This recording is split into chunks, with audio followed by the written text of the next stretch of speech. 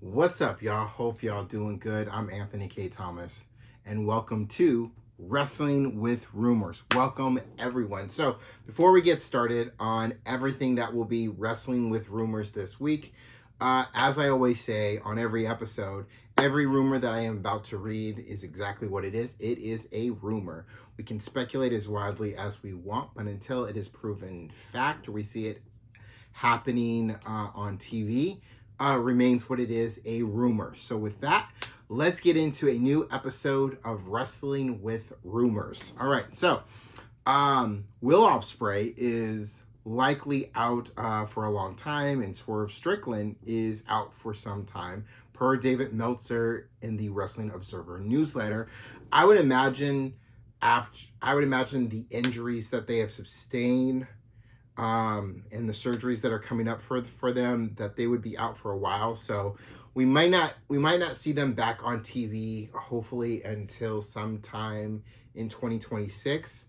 And for Will Ospreay's case, involving his neck, and that's a very serious injury. I hope everything goes really well and he takes his time and heals up nicely. And I hope he's able to step back inside the ring once he's cleared.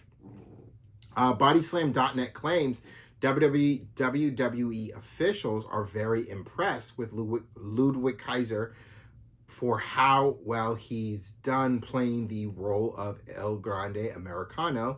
He's looking at a big push in AAA. I think what I will just say about El Grande Americano is that it's slowly becoming this thing where I'm where I'm starting to like hating El Grande Americano. And how Ludwig Kaiser's been playing El Grande Americano has been very good. He has helped Dominic. He has been very useful for Dominic Mysterio in keeping his Intercontinental Championship when Judgment Day are unable to be ringside, or they get kicked to the ring. El Grande Americano has seemed to become Dominic Mysterio's plan B, but otherwise, outside of that, it's been pretty entertaining, and I feel that it'll be a little bit more entertaining once Chad Gable is healed up and cleared to return, for he's the original El Grande Americano, and how all that will play out. Plus, we haven't seen the other El Grande Americanos for like a minute, because there used to be like 3 of them all of a sudden. So wondering what happened to the other 2 and how this is all gonna play out. Oh man, it's pro wrestling. It is what it is on that. According to Fightful Select, the Righteous have been telling promoters they are finishing up doing independent dates in the coming months, and it's looking likely they will sign with WWE. If that's the case, and from what I've seen them do and I haven't really seen much of, they're fairly new. They got together. From what I know is they're a team that came together in 2020. They're a team that I've mostly, for the most part, I've seen clips in with Ring of Honor, or I've seen the matches they've had in AEW, either on Dynamite or Collision. I mean, they're not with the company anymore. So how I see them in NXT. I see if they do sign with WWE, I see them in NXT first, or it could be a thing where they're added to, the Righteous are added to be part of the Wyatt Six. Although that doesn't make sense, because the Wyatt Six as it is good. If they were to add another member to the Wyatt Six, it would be Alexa Bliss, for all I see. But Alexa Bliss is doing her thing with Charlotte Flair, and for the most part, I like it. It's been entertaining. But for just the Righteous as a team, I see them, if they do sign with WWE, going to NXT first to get their feet wet, get familiar with WWE, how that all works, before throwing them into the 7 C's of WWE, of Raw and SmackDown. So we'll see, right? We'll see if that actually happens, and if it if it does happen, it would be NXT first. As I see it. I could be wrong. They could go to main roster. You never know. Conan claimed on his Keeping It 100 podcast that a lot of people he talks to who work in AEW have no respect for Tony Khan and only do what he asks so they can get paid. Yeah, I can see that. Yeah, I can see that. And for me, no personal disrespect towards Tony Khan. He runs his pro wrestling company how he wants to run it. He is the end all be all of AEW. So I can understand it from the other point of view, if this is true, which I feel like it is. But if it is true, how there are those who in AEW who don't respect Tony Khan and only do what he asks so they can get paid. I could see that. The only thing that really, for now, the only thing that really frustrates me on Tony Khan, honestly, I can make a list of a lot of things that frustrates me about Tony Khan and with AEW, but right off the top of my head, that's been bugging me is the whole situation with Britt Baker and just how she's ready to go and they're not utilizing her. But that's on an episode of Rumor of the Day if you want to check that out, and I don't want to get into that. I'm moving on. Votes was also told that Tony D'Angelo's name has been recently brought up in WWE Creative, and some people think he'll be called up to the main roster by the end of the year. It sounds like his mobster gimmick will mostly remain intact, though there may be some adjustments made to it. Tony D'Angelo, we haven't seen him in a minute on NXT television. I think everything within the D'Angelo family and how that triple threat match went, I think that I had a feeling that was that, and however that turned out, how that finished, I felt like Tony D'Angelo's next move was going to be the main roster, and I feel like at this point they're just getting I feel that right now they're just getting everything ready creatively for Tony D'Angelo, whether it's on SmackDown or Raw, before he makes his debut, so they have a smooth street and a smooth street for him to drive on, so to speak, as he gets the ball rolling and next moves on either Raw or SmackDown. So I look forward to that debut when it happens in the main roster, and and for the most part, I am looking forward to how Tony D'Angelo as the Dawn of NXT, how he becomes, I would say, the Dawn of WWE. Honestly, I see how that goes. That I feel like that's the next one. If he was the Dawn of NXT, then the next step for him, as far as names go, is the Dawn of WWE. If Bianca Belair is the EST of WWE, then Tony D'Angelo would be the Dawn of NXT. I know it sounds dumb, and it sounds dumb saying it like that, but that's where I see that going. He would be the Dawn of NXT, Dawn of WWE, when he does make his debut, if they go in that direction, which I feel like they will, if they're keeping everything like it is himself. On the Nikki and Brie show, Nikki Bella said her Intercontinental title match against Becky Lynch was originally supposed to happen on an episode of Raw. However, plans changed after Naomi's pregnancy announcement, and a late decision was made to move their title match to Clash in Paris. Honestly, that's not a bad thing. That's a good thing. It's good on many counts. It's great because Naomi has got this life coming into the world, and that's amazing. She's adding to the family, her family, the bloodline, all that stuff. That's great news. And it's also good news it's also great that how a women's Intercontinental Champions match that was scheduled to be on Raw got an update to be on a PLE in Paris. And that match turned out and that was a good match. The crowd was right for that match. And that's just great. There's nothing bad in that. That's just all good news. How things happened in a way to essentially give them an unexpected upgrade in where their match would happen, not on an episode of Raw, but on a PLE. And mind you, the final main roster PLE for Peacock. So that's great. So I like that. I like how that kind of turned out for them. How it was supposed to be on Raw and it ended up on a PLE. So and a PLE and a match like that should have been on a PLE regardless. So the fact that it got it is great.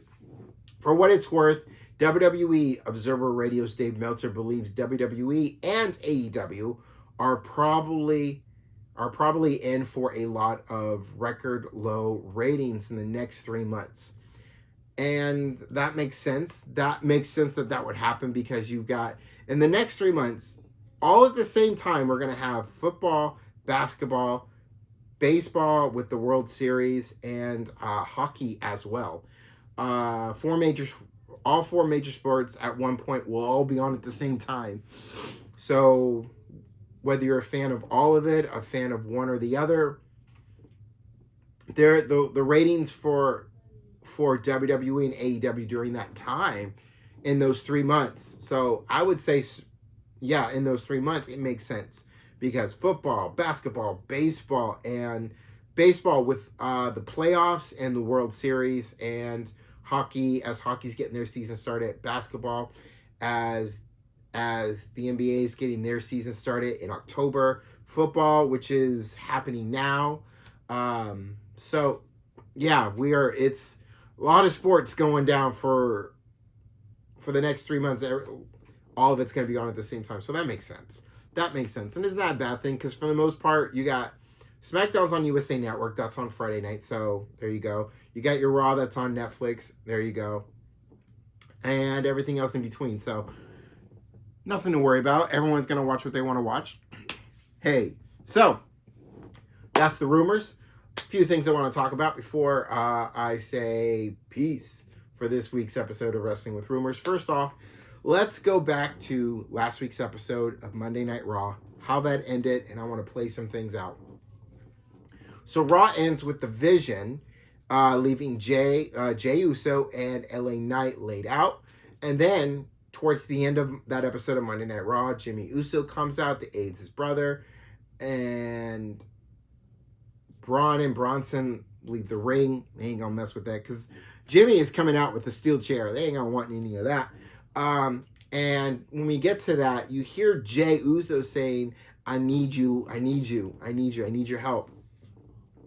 So what this means, what this looks like to me is that this could be the Vision in Bronson Reed and Braun Breaker versus the Usos, Jimmy and Jey Uso getting back together, and we could get a tag match at Wrestlepalooza of the Usos versus the Brawns. And then all of this is really, I feel like, is going to lead to and where does Roman Reigns fit into all of this? Well, right now Roman Reigns is filming Street Fighter, so there is a chance we're not going to see Roman Reigns for a while, possibly for the entire month. For all of September, we probably won't see him. He might come back towards the end of September, but I don't think he'll be at Wrestlepalooza.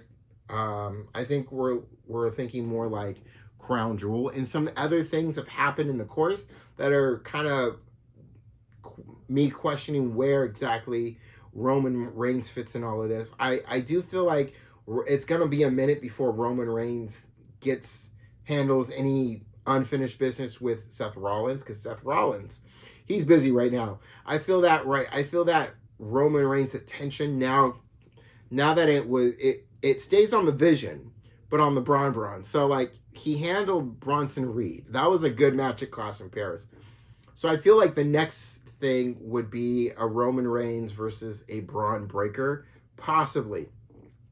I feel like a world heavyweight title, something like that with Roman Reigns, that feels like something either at the end of this year or something to focus on next year, when we get into the Royal Rumble and him looking to enter into the Royal Rumble and try to get that win so he goes on to WrestleMania, and main event it for a world or a WWE title, how that goes. But I feel like looking at Wrestlepalooza, Crown Jewel, and Survivor Series, I feel that Crown Jewel might be a match where it's Braun Breaker versus Roman Reigns. So Wrestlepalooza, I feel like Usos versus The Vision and Bronson Reed and Braun Breaker, and then we get to Crown Jewel, and that could be a Braun Breaker versus Roman Reigns, and then we get into Survivor Series, and I feel that the Vision and maybe a few others that will join the Vision. I feel like all of this will lead into like a Words Game match where it involves, like on one side, the Vision in some way in War Games, as you can see, I get a little stumpy. I'm getting a little stumped on this.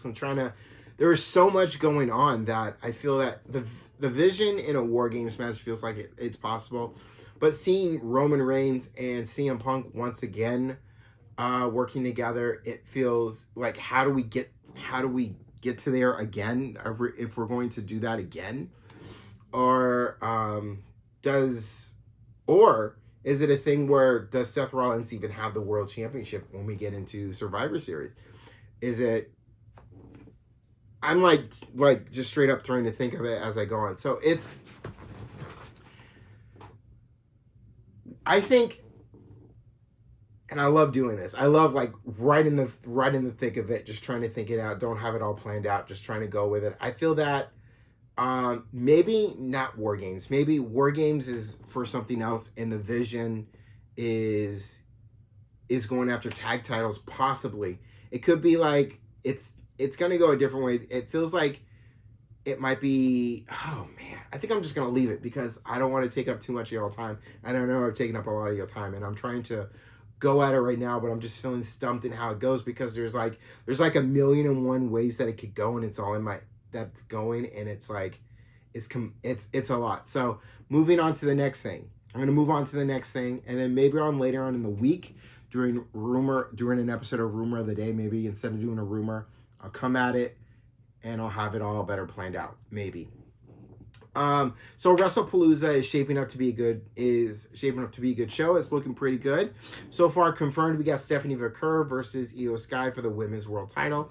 We got Brock Lesnar versus John Cena one more time. They're going to square up. That's happening at Wrestlepalooza. We're just waiting for the confirmation for a mixed tag match in Seth Rollins and Becky Lynch versus CM Punk and AJ Lee. And as I just learned today as well, that AJ Lee signed a multi-year deal. A couple of things happened in that. She signed a multi-year deal, so she's with us for quite a while. We got Royal Rumbles, we got WrestleManias, we got Survivor Series, War Games, championship matches, stories to tell. AJ Lee's back for the full-time run. I am excited. We are all here for it. It's definitely running a marathon in this, and I'm excited for it. There is a clip. I don't know if anybody saw it on the WWE page. It was after SmackDown went off the air, and AJ Lee saw the women's Intercontinental Championship in the ring. She grabbed it. She was posing with it, holding it up. So I'm feeling that mixed tag Wrestlepalooza, that's going down for sure. And I'm thinking we get to Crown Jewel in Australia, and I could see it Becky Lynch versus AJ Lee for that women's Intercontinental Championship. Now, whether or not AJ Lee wins the women's Intercontinental Championship at Crown Jewel we'll wait till we get to October and see how things are playing out. But I also feel that it'll be CM Punk versus Seth Rollins for the world title at Crown Jewel. I feel that both Becky Lynch and Seth Rollins are having their championships on the line. and against opposing husband and wife. So I feel that those two matches, which obviously I can't confirm, but I feel those two matches are definitely a at least 75% chance of happening at Crown Jewel, I can say. And as far as we look really far ahead, we look into November of Survivor Series War Games. It is possible that there is a women's War Game match that comes together where Becky Lynch is on one side and AJ Lee is on another side. I guess you know what? I can say the same thing now say the same thing now for the men's, where I see the Vision with the Vision, which is just 3 guys, but like getting a little help. And the other side, I could see a scenario where it's CM Punk, Roman Reigns, Jimmy and Jey Uso, and LA Knight. So I could see that on one side and the Vision on one side. So that is a thing I could see that could happen at War Games, Survivor War Games, those two opposing sides. It took me a minute to get to figure that out, but yeah, I could see that happening. I also see a scenario as we're moving into the fall between Wrestlepalooza and Crown Jewel and Survivor Series, where we're starting with the Usos getting back together, and we're slowly doing a build of possibly getting the Bloodline back together, where it's Jimmy and Jey Uso and Roman Reigns. There's your Bloodline right there, without Paul Heyman leading them. This Bloodline would be a different Bloodline, because this is a Bloodline without a tribal, without a wise man. This is the tribal chief and the Usos running it by themselves together, and that's a version of the Bloodline I hope we get to see without Paul Heyman. It feels different, and I would like to see that. And that'll do it for Wrestling with Rumors. It took me a minute to put some things together, but we got there. We got there in putting some things together for Wrestlepalooza, for Crown Jewel, and for Survivor Series as well. So we got there. We did it. I'm proud of us. We got there. We made it through. But thanks for joining me for a new episode of Wrestling with Rumors. I appreciate all of you for watching. Don't forget to subscribe so you can keep up when all new episodes of Wrestling with Rumors drops every Sunday, and the daily episode of Rumor of the Day that drops every Monday through Saturday right here. Don't forget to subscribe, hit a like button, let me know, and leave a comment. Let me know what y'all think about today's episode, and have a good week. Have a good, safe, and fun week. And don't forget to take care of yourselves. I'm Anthony K. Thomas of Wrestling with Rumors. Y'all take care of yourselves, and I will see you on the next one. Peace, y'all.